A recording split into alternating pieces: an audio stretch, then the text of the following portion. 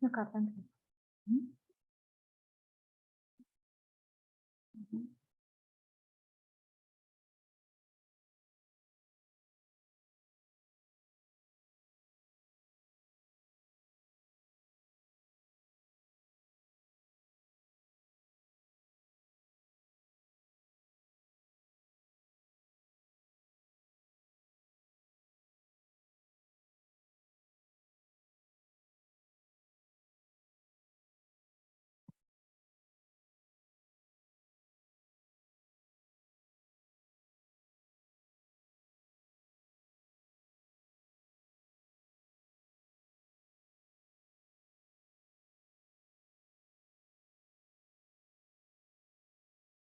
Hello, dear all.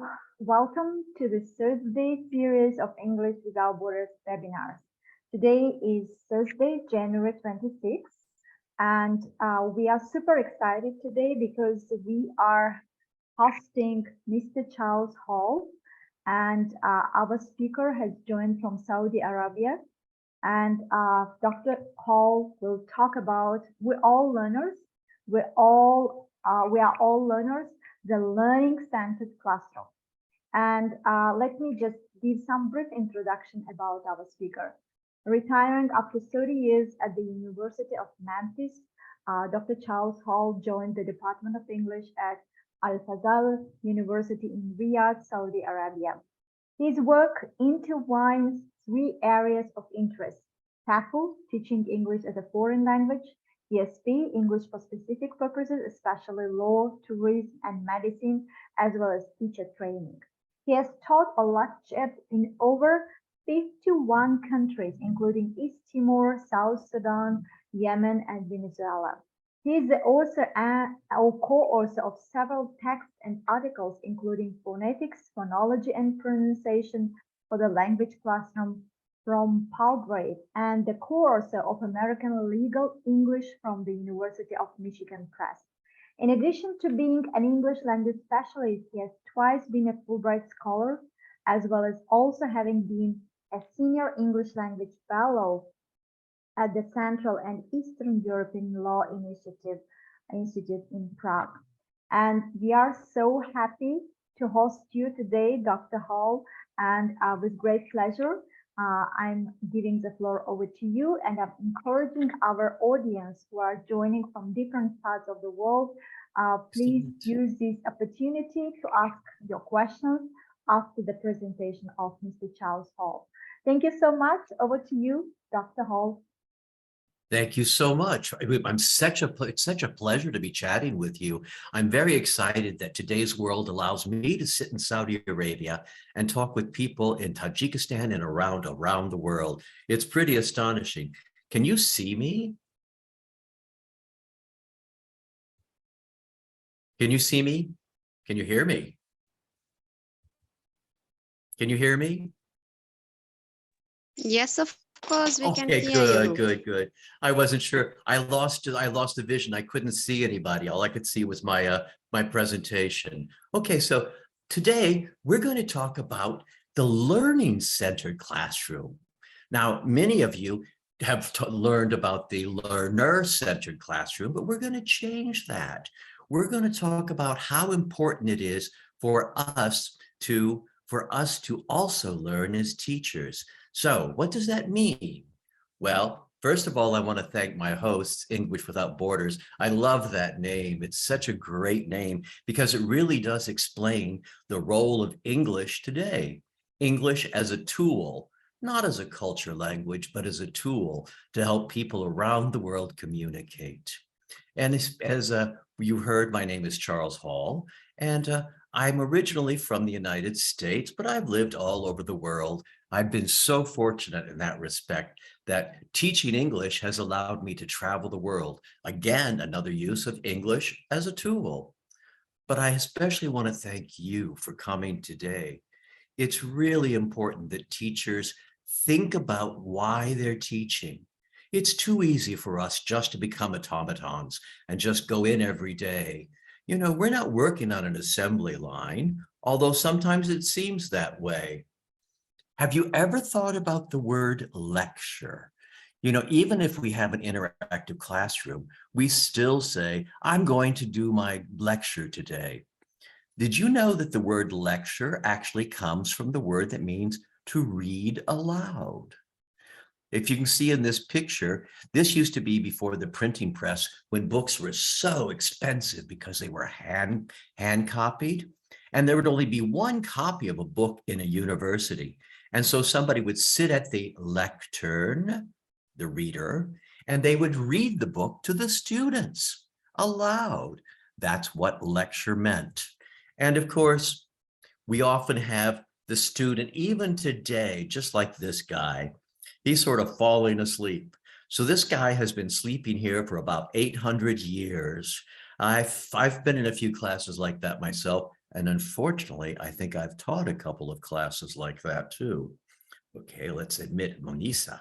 Well, what are we doing when we're teaching?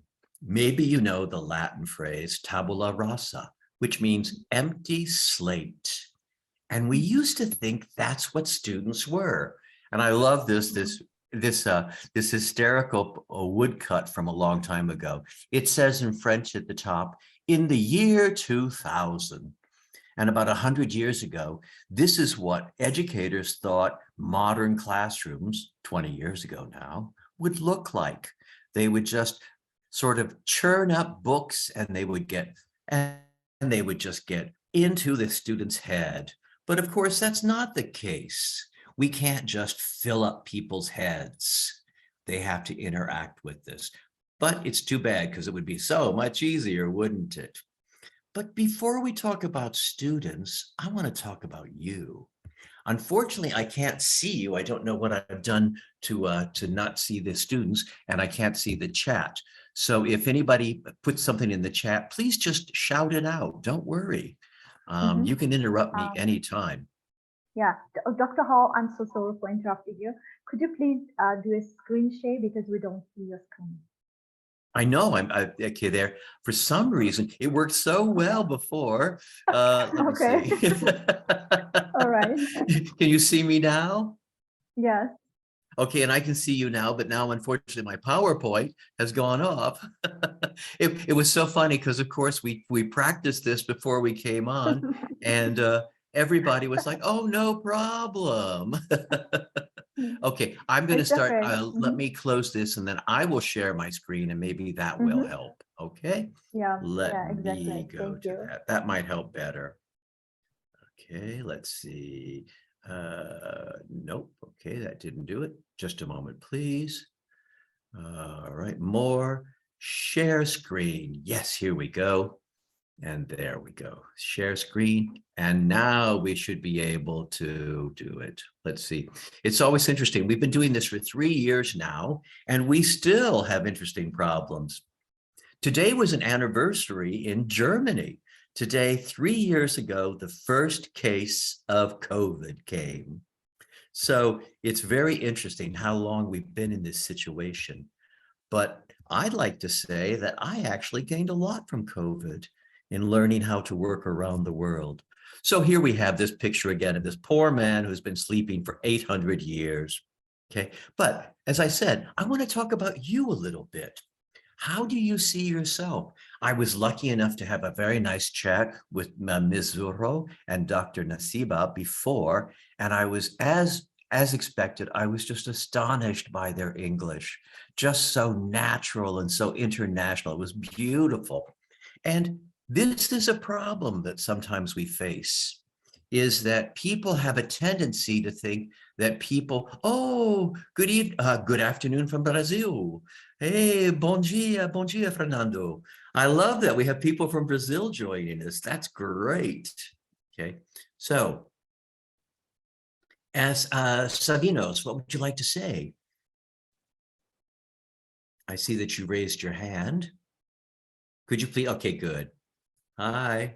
Okay, good. All right. So what does non-native mean? Well, that's not a wonderful term. It's automatically pejorative because it's not important today. I'm not a native speaker of English. Well, I'm not a native speaker of standard English, My family speaks a dialect of English. And when I first went to school, when I was six, people made fun of my English. And I had to learn to speak standard English. So even I'm not a non-native, even though you probably thought I was. But we don't want to use that term, okay?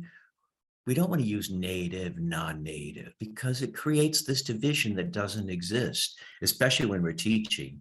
And you all know that quote unquote non-natives are often better grammar teachers, better language teachers than natives.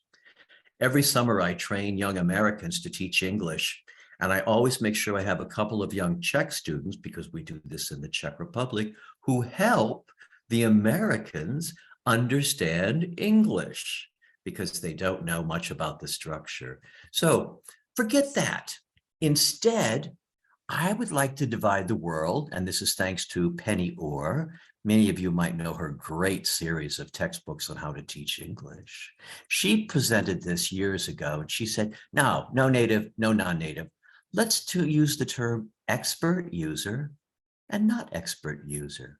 So of course, Dr. Nasiba immediately is an expert user. And Zorro is an expert user. And I'm sure most of you who are listening today are expert users. I teach in Saudi Arabia, and many of the students I teach speak absolutely standard American English, even though they've never been outside Saudi Arabia. Why? YouTube, TikTok, and Netflix. Exactly. But they still have lots to learn. So why are we teaching English? Okay. Well, many times we're teaching English for the wrong reason. And this is where I start wanting to ask you guys questions. Okay, my first question to you, and you can either chat or you can type it in the comments.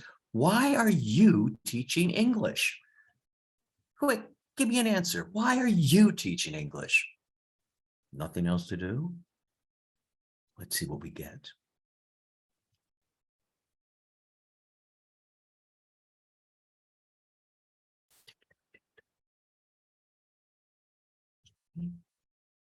Good.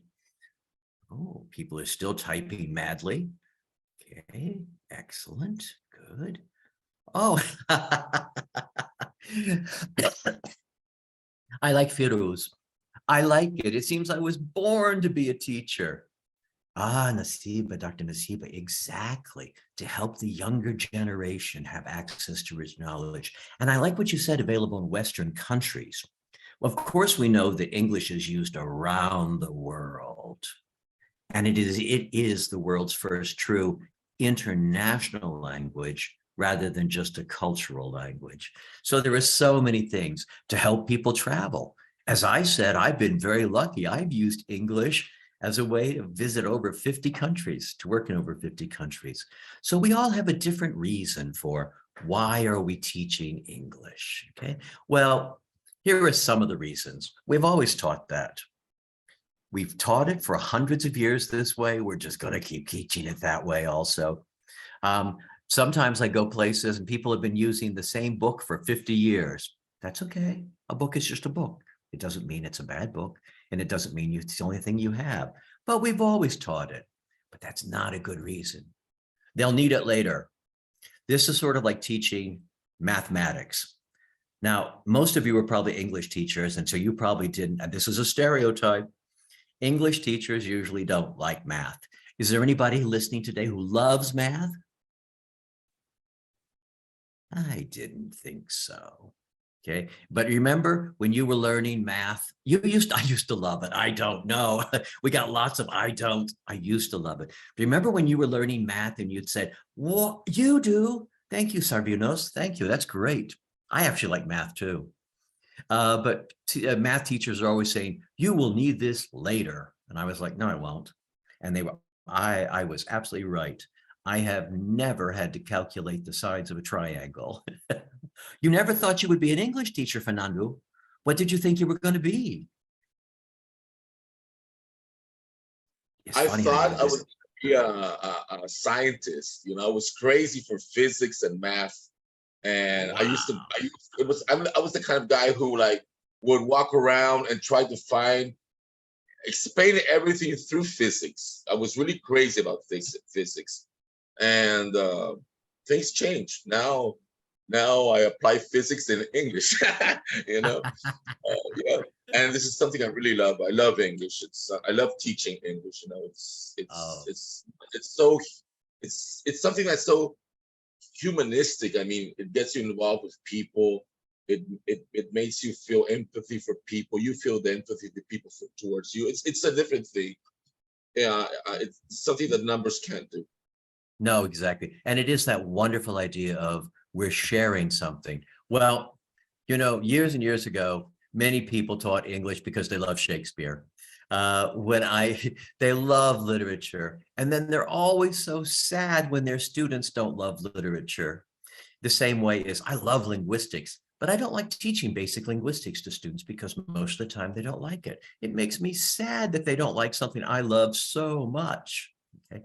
Or sometimes you get a PhD in literature, and what can you do if you have a PhD in literature? Teach English. Or I had to learn it, in which case the abused becomes the abuser. This is so standard around the world of people becoming, oh, Mary, you said the same thing as Fernando. You said, I thought I'd never be an English teacher. I thought I was going to be a botanist when I was a kid. And I was very surprised when I ended up an English teacher. Oh, and I always love this excuse. They'll thank us later. Well, they actually will. Yes. Okay. Zibonizo, exactly. You love English and you hope that people will love it too. Be careful. It's very sad when they don't. Oh, Redmi, you wanted to be a doctor? What happened? Did you faint when you saw blood? That's why I could never be a doctor. Yeah, actually, yes. I felt very bad. And after that, I changed my mind. As I said, I work mainly in a medical school here, and this happens at the end of first semester. We always lose about 50 or 60 medical students because they realize, the first time they go downstairs to the cadaver lab and they have to do that, they go, oh, no, I'm switching to business. No dead bodies in business. So yeah, things. Well, and one last reason, don't hold your breath. They're not going to thank you. They may use it later, but they're not grateful until they actually need it. So let's look at what kind of a teacher are you? We've talked about many of you, why you became a teacher. We had Rodney who wanted to be a doctor. We had a physicist. We had people who loved English forever. Okay. Well, let's use similes and metaphors. I love similes and metaphors. A good teacher is like, okay. And I'm going to ask you to come up with something. But here's a very traditional one that we don't want to do. Just like Redmi wanted to be a gardener. Oh, that's beautiful. That's actually one of my favorite ones, especially when you get to pull the weeds out. Like an actor. Oh, Mary, we're going to come right back to actor. That's a very important one. A diamond. Yes, you are sharing light and beautiful. Okay. What? Well, if you think you're a physician, what does it mean? It means that your students are sick. So that's a bad metaphor. So now, what I want you to do in your first task is I want everybody to come up with a good simile. A good teacher is, and many of you have already done that. You've said diamond, actor, gardener. Anybody else want to give me a metaphor where what kind of a teacher they are? What's a good teacher? A good teacher is like, or has everybody already answered it? I think so. Okay, I liked all of those. All of those are great answers. Well, let's do the opposite. A bad teacher is like Nasiba. Oh, a teacher is a caring gardener. Oh, that's even better. I actually enjoy gardening too, but I'm ruthless. Oh, thank you. So, oh, Zebani, oh, that's great. A good teacher is like the bright sun. Exactly. Okay. Munira in Arabic, bringing illumination to people everywhere they go. That's nice. Well, it's also fun sometimes to be a really horrible, mean teacher. That can be useful too. So what's a metaphor for a bad teacher? Oh, Mary. Oh, yes. A good teacher is watering his or her flowers. A disaster. Oh, I like that. A bad teacher is a hurricane. A bad teacher is a what? What do you mean? Oh, you mean what kind of star do you mean, Fernando? You mean like The movie kind of star or yeah, like a star who thinks he's the one who shines the best, or he thinks or he believes he's superior.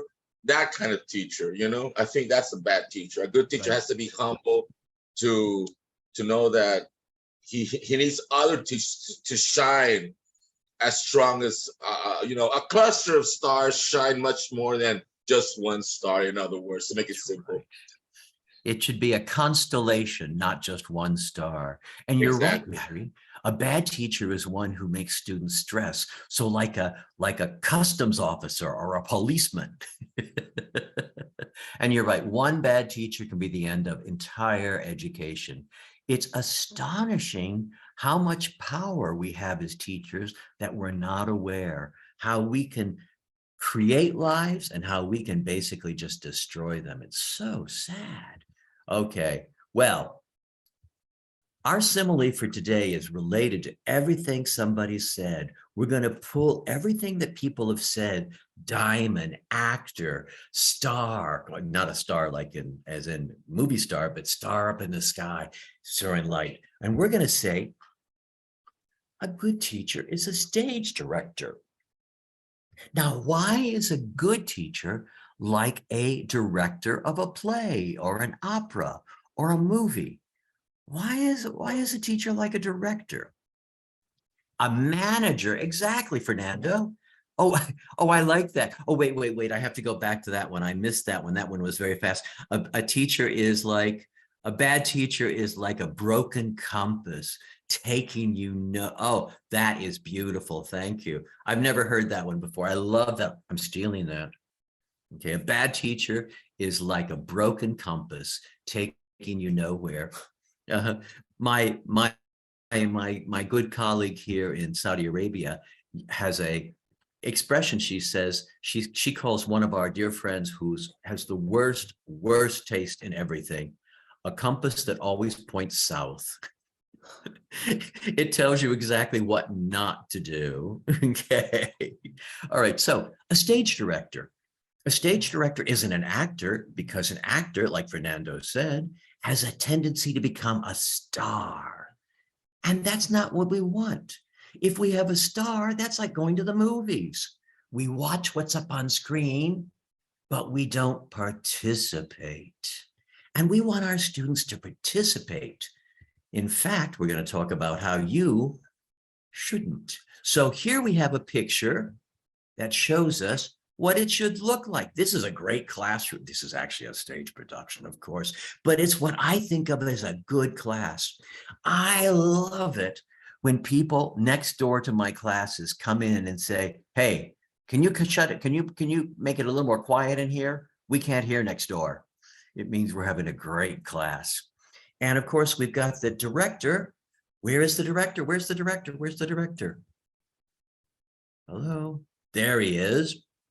He's hiding down there. The director is essential, but who does the actual acting? Who does the actual speaking? I speak English pretty well. You guys speak English pretty well. Do we need to practice English in our classrooms? Nope, our students do. Okay. So that's really important. So stage directors. Well, people are still saying, no, I don't know why you're asking so much about this. I'm just teaching English. Nope. There is no such thing as just teaching English. Oh, we have all of these. We have all of these hysterical names. You know, we call this the alphabet soup. Do you guys have alphabet soup in your cultures? This is a soup where you give it to kids, and it's macaroni noodles, but the noodles are in the shape of letters like A, B, C, D, E, and you get to play games with the noodles while the children are eating. Well, we call this the Alphabet Soup School of Teaching. TEFL, TESOL, EFL, Ella. Oh, does anybody know what ELF stands for? That's a nice one. English as a lingua franca. Not American English, not British English, not Tajik English or Tajiki English, but just English. And of course, ESP, that's what I do most of the time. English for specific purposes or English for academic purposes. So quick, tell me in the comments or shout it out, what do you think you're teaching? What do you think you're teaching? Are you teaching EFL? Are you teaching ELF, ESP? What are you teaching? Oh, I got 6 new messages. Ah, yeah. Oh, an orchestra conductor. Perfect. Oh, thank you. Somebody removed a heart from a bad teacher's leg. I actually understood that. Okay. Okay, good. So what are you guys teaching? What kind of English do you think you're teaching? Oh, Sanjeet. Uh-oh, did I let Sanjeet in? Okay, good. EAP, English for academic purposes. Good. Anybody else teaching any kind of English? Or are you just teaching English? Okay. Well, there's another type of English that a good friend, and maybe some of you have, EFL. Okay, good, EFL. And, good. All right, good. All of these are very important. So we all have an idea of what we're doing. Okay. Well, who knows? Well, many people, unfortunately, around the world are teaching TENR. Have you ever heard TENR before? It's a new name. It's a new one. Oh, it's a new one for our alphabet soup.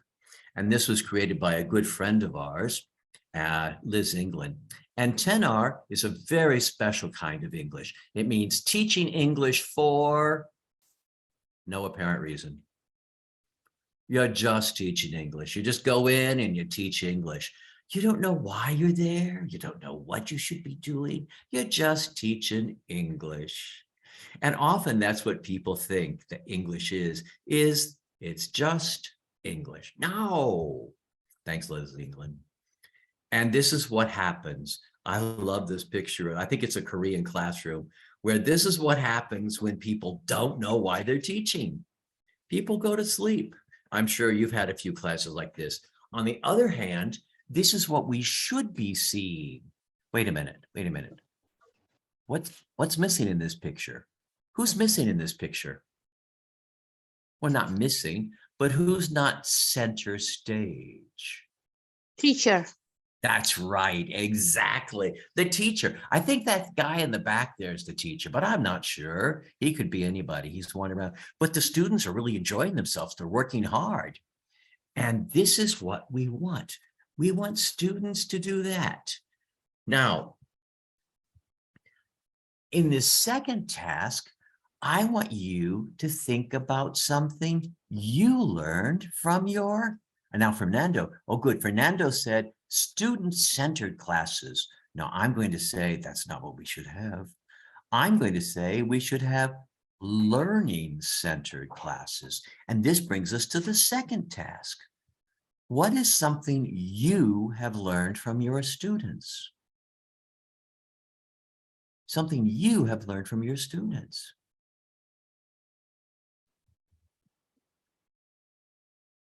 Oh, thank you. Nasiba quickly wrote, using technology, technique, absolutely. Okay, we have this little rule. If something goes wrong with technology, we say, hey, you, go fix this. And we make them go to the board. And then we say, now explain to us what you did, so that it becomes a learning activity for everybody. Well, so technique, everybody said technique. I have learned so much. I have learned so much. I just did a new teaching method you learned too. I just did a series of videos for Russian legal professionals about finance. And I learned so much about Russian finance and Russian law. It was for the US State Department, and it was really nice. We had 2,000 participants, not at the same time, but we learned I think I learned more than they did. Right. They will exactly patience, vocabulary, culture, jargon. Okay. All right. I'm gonna ask you guys, how many of you still use Facebook? Do your students still use Facebook? No. They're using Instagram, TikTok, Twitch, all those others. And I make them explain it to me. So we learn too, and that's exciting because when we teach ESP, regardless of what it is, we let them become the experts. Life. We've definitely learned about life. I've actually taught all of these. Have you all taught, you've all taught English for science, right? English for mathematics? I actually taught English for taxi drivers in Bolivia and in Ecuador. It was wonderful. And English for job applications. All of these. Oh, you still do? Maluvda said some, and Fernando says, I still do. So all of these ESPs are chances for you to learn just as much as they do. So what is ESP? Well, you know, it's English for specific purposes, but that's not really true anymore. We used to have something we called general English. It doesn't exist anymore. There is no such thing as general English. Every course is ESP.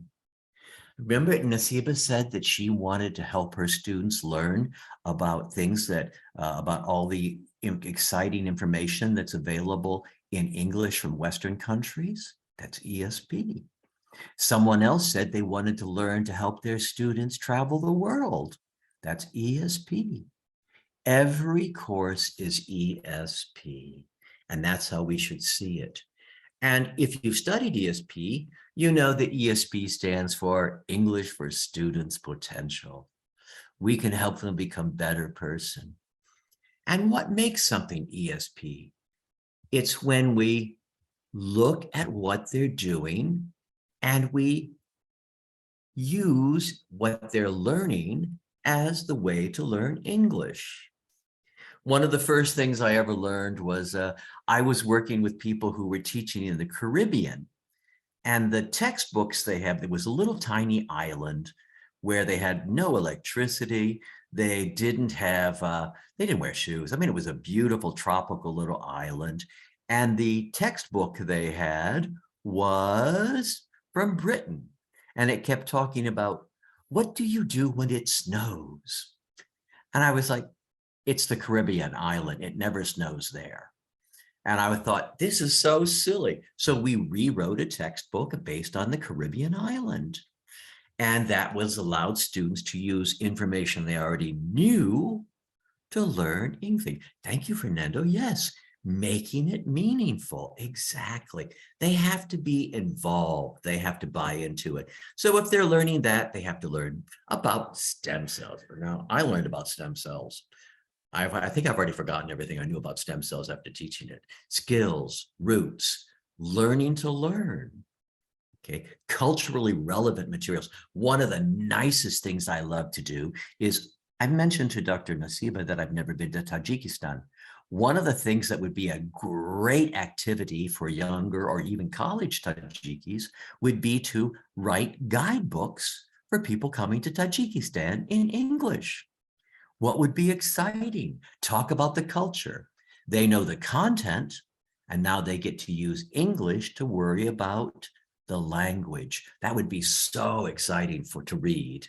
And I've seen projects like that. Well, you know, because to be honest, most people don't need to learn that the United States has 50 states. But they do need to learn to explain to visitors what something is in their own country.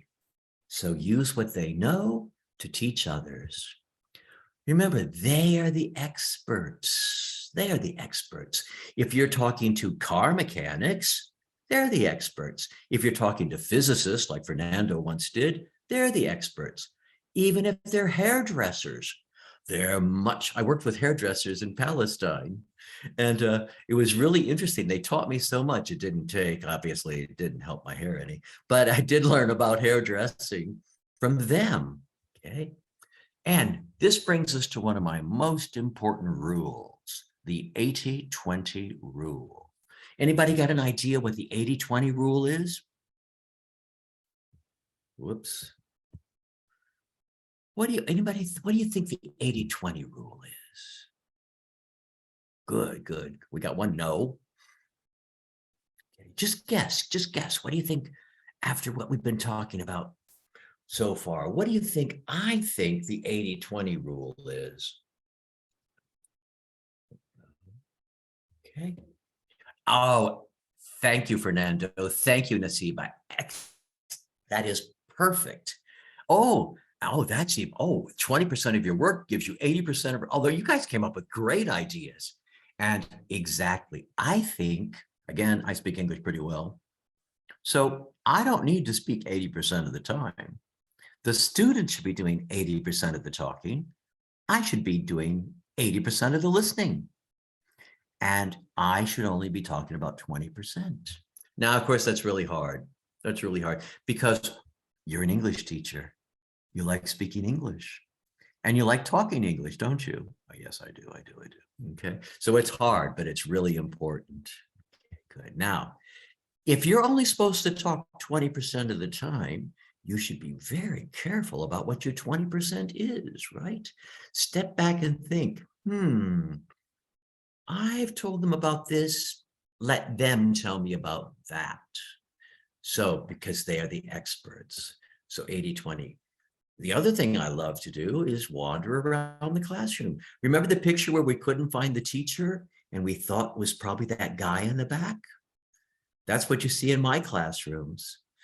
They're working industriously and I go from group to group and then I harass them for just 30 seconds with fun and say, what are you doing? Tell me about it right now. And it's fun for them. Okay, so this means that what's going on is not teacher-centered, not learner-centered, but learning-centered. The teacher is learning, the students are learning, the teachers are teaching, the students are teaching. Everybody's engaged in this wonderful circular activity. Now, remember, however, though, every play still needs a director.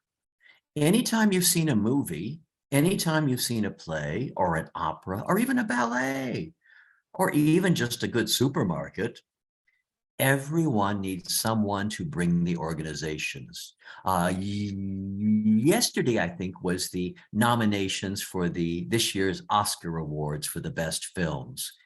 And when I was a kid, I never understood why there was an important category for directors.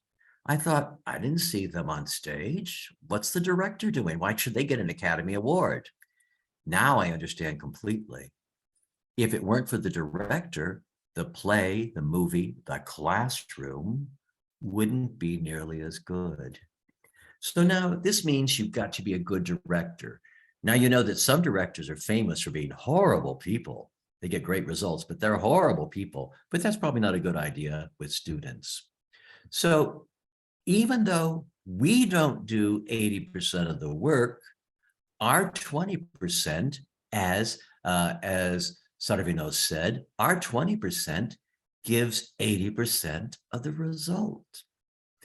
And almost all of our research shows that the single most important variable in teaching is,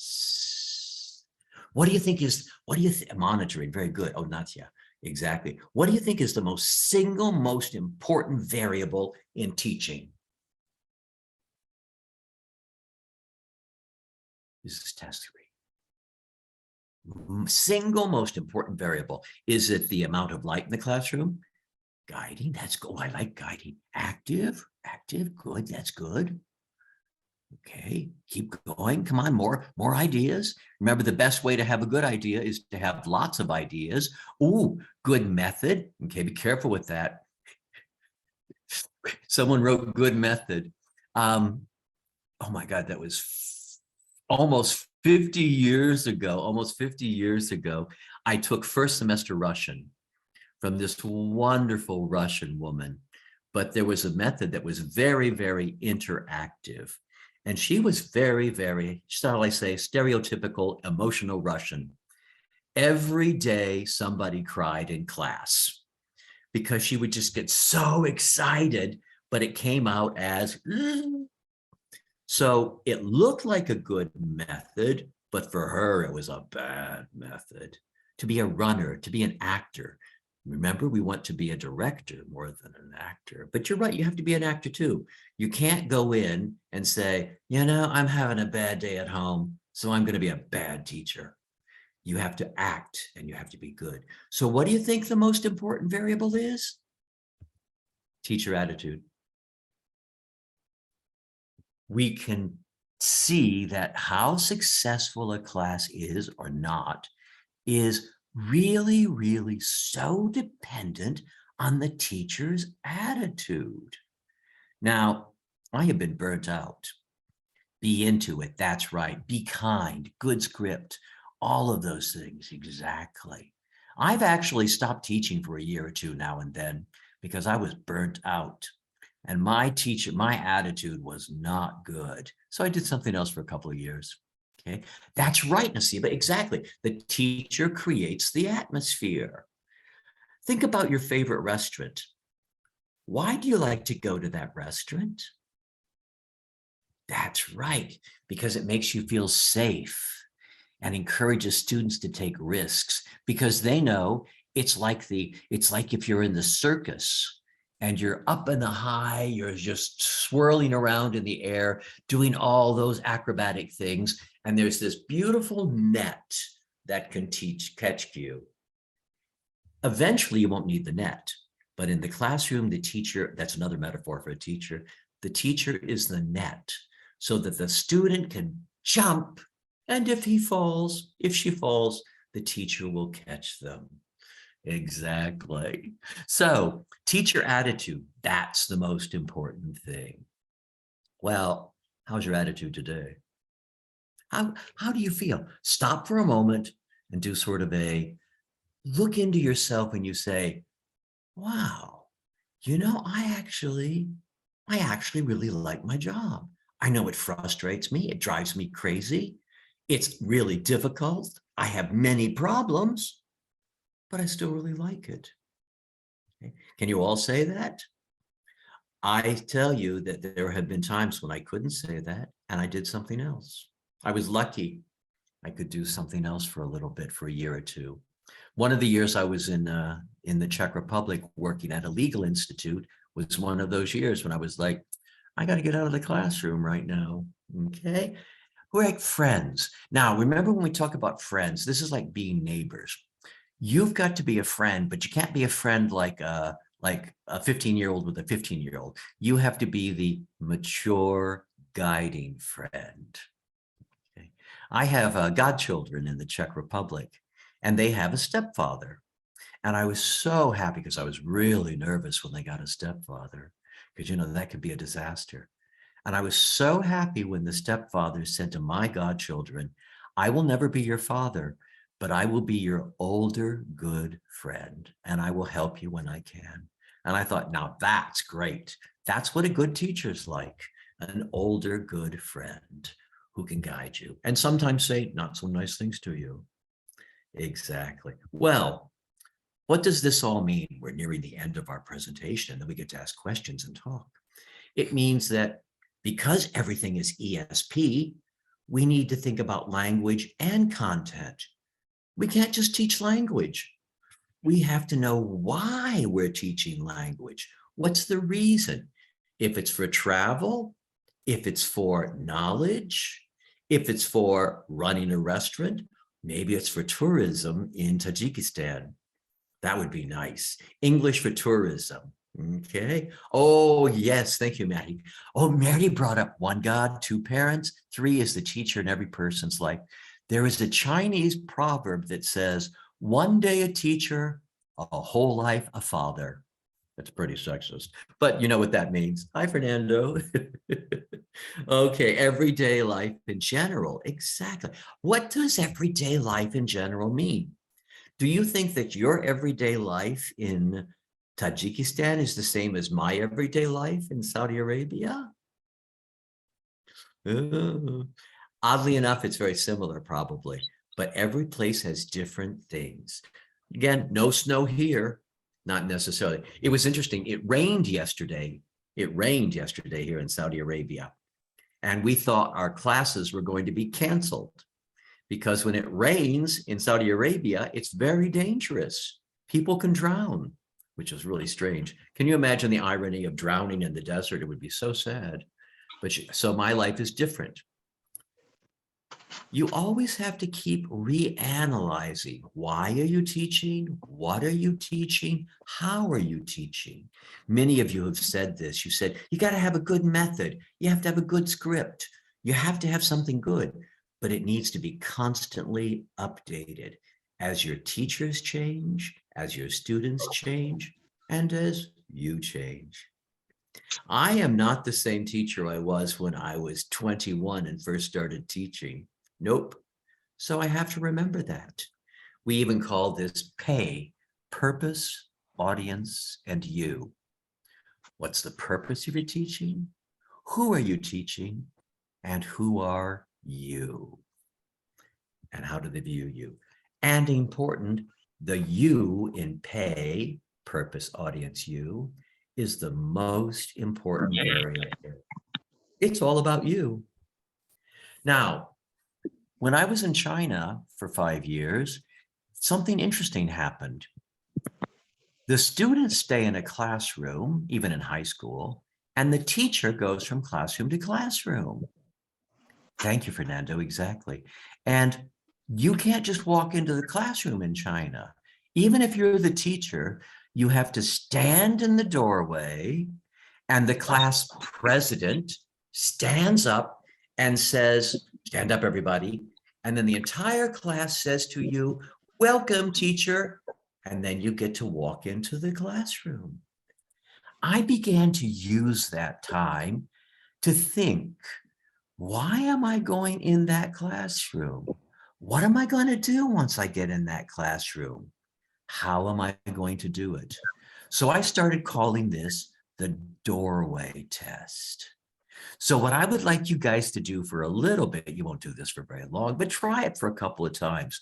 The next time you go to a classroom, literally, either mentally or physically, stand in the doorway before you go into class and just think for a couple of minutes. Why am I here? What am I going to do? How will it work out? And it will actually change the way you teach very quickly. Well, my time is almost up and now it's time for us to all talk.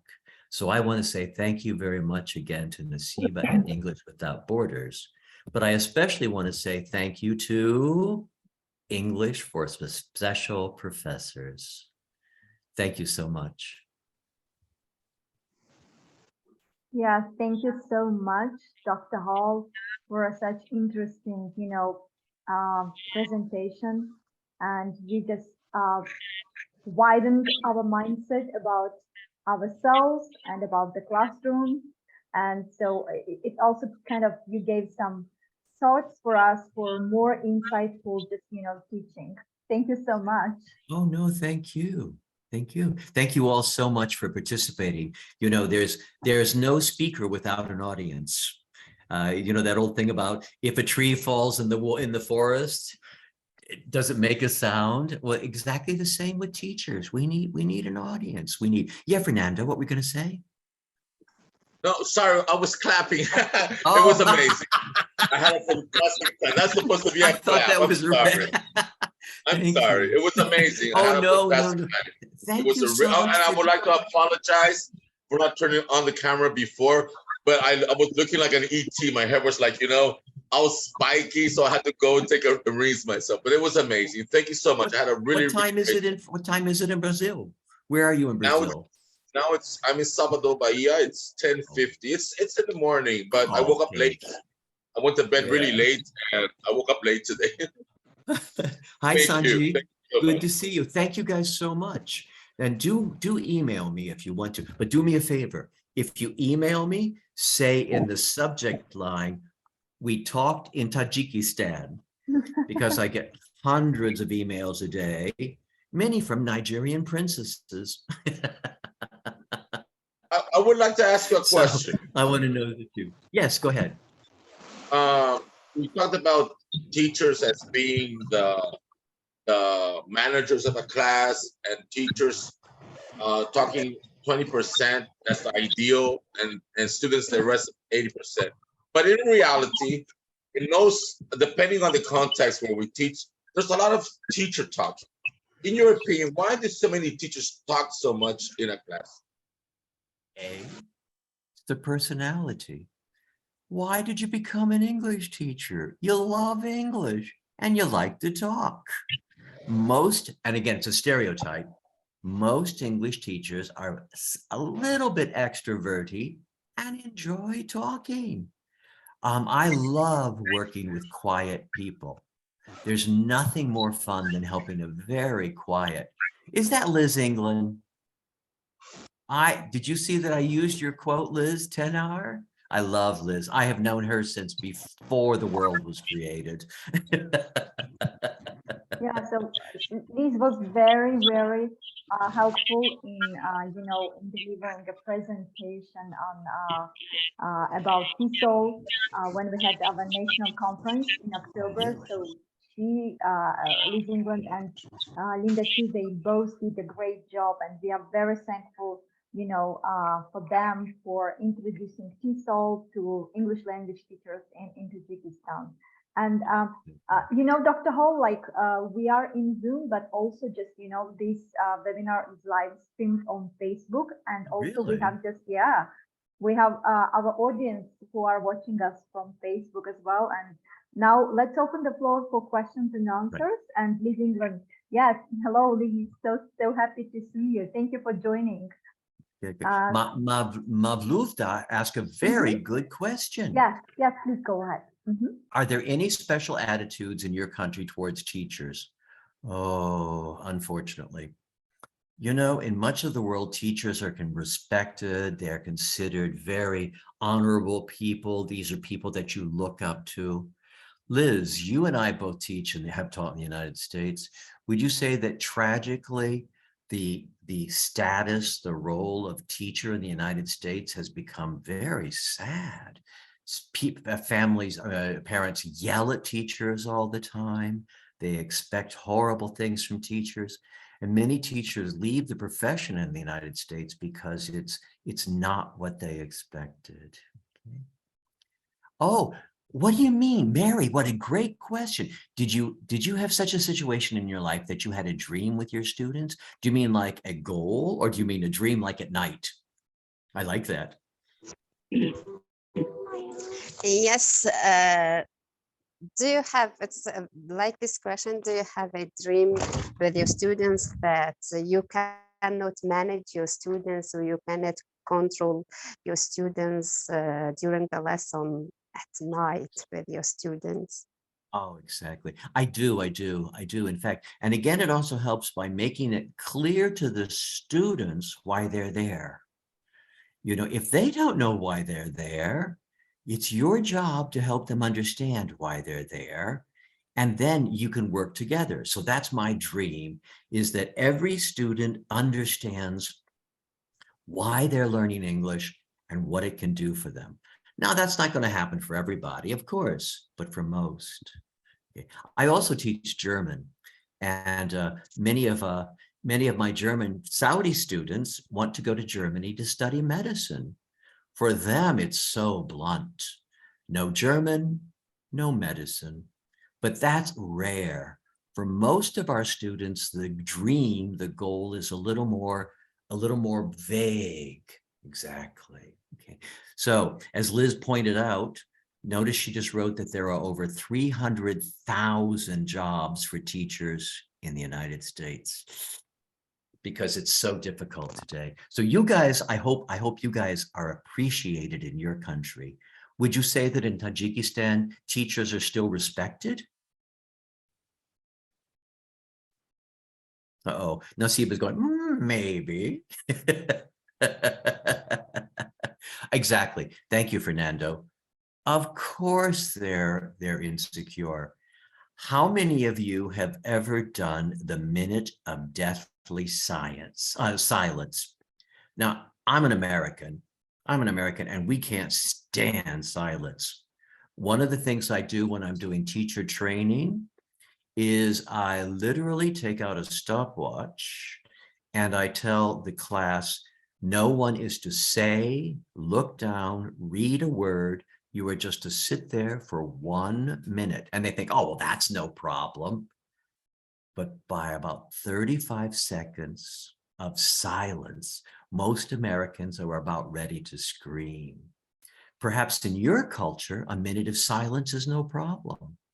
But you're right, Fernando. For people who come from cultures like ours that are very, I'll be very mean. I'll say loud and exciting. Silence is scary, very scary. And so they talk a lot. Okay. Yes. Thank you, Nasiba. Oh, you're saying in Tajikistan, they have respect, but you need that. Yes, exactly. Okay. Oh, let's see what Natia said. I'll stick to my idea about life in general. I want to ask a question. As everyone has their own lives and they are all different than what you would suggest, how can I incorporate the whole world's culture and history in my English class? What should be the main focus of teaching, besides all of us learning anything specific? This is the central question. This goes back to that basic question, why are your students learning English? Are they learning English because the Ministry of Education says they have to? That's not a good reason. Okay, so you have to come up with a good reason. And you can't incorporate the whole world's culture and history in an English class. You can't do it. So what's most important? Again, everybody has a different goal. That's exactly right. That's why every course is English for a very specific purpose. And Natia has to determine what's the specific purpose for your group. Are you from Georgia, Natia?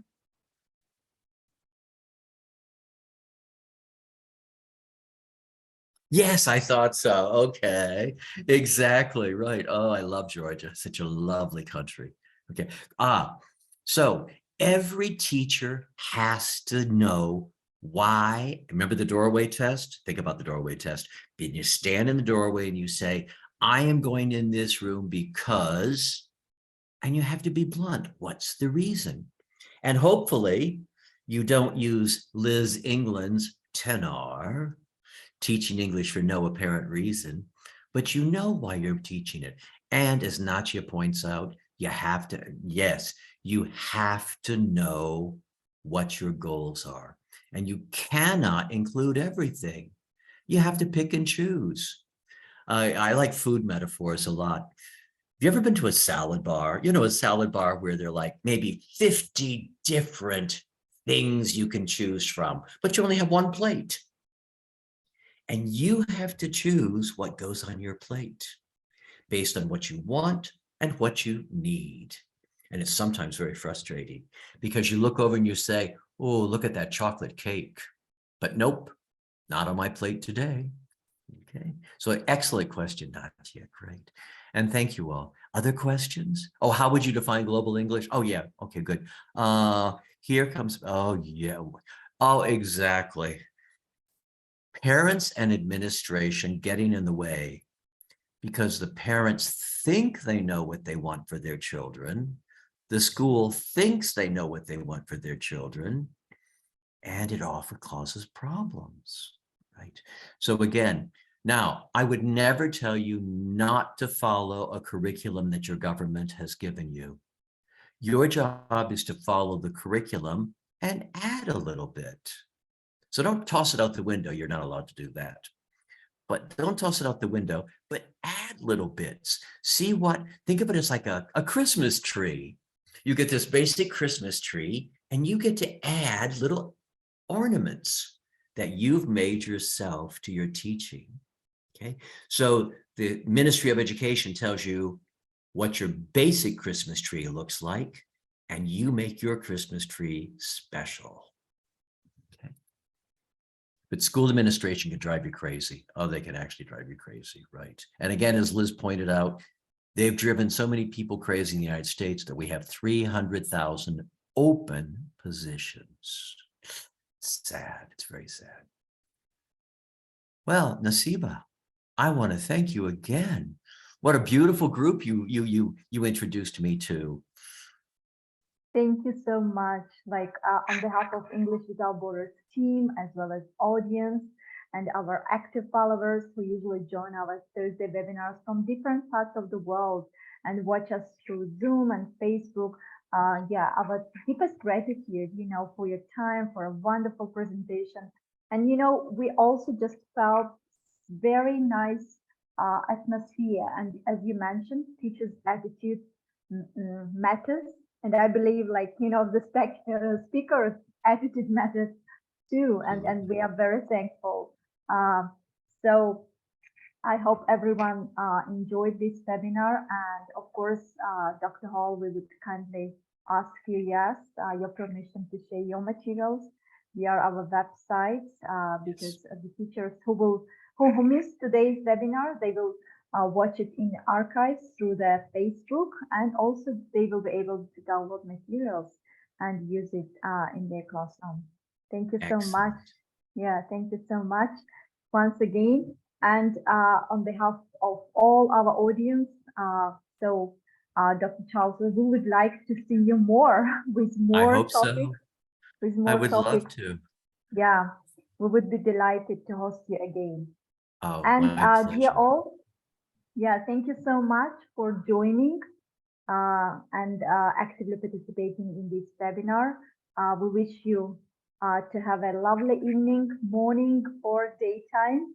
And of course, we will be happy to see you next Thursday at our webinar. Thank you so much. Excellent. Thank you so much, Lily. And thank you all so much for participating. I really enjoyed working with you today. And now I'm going to go have dinner.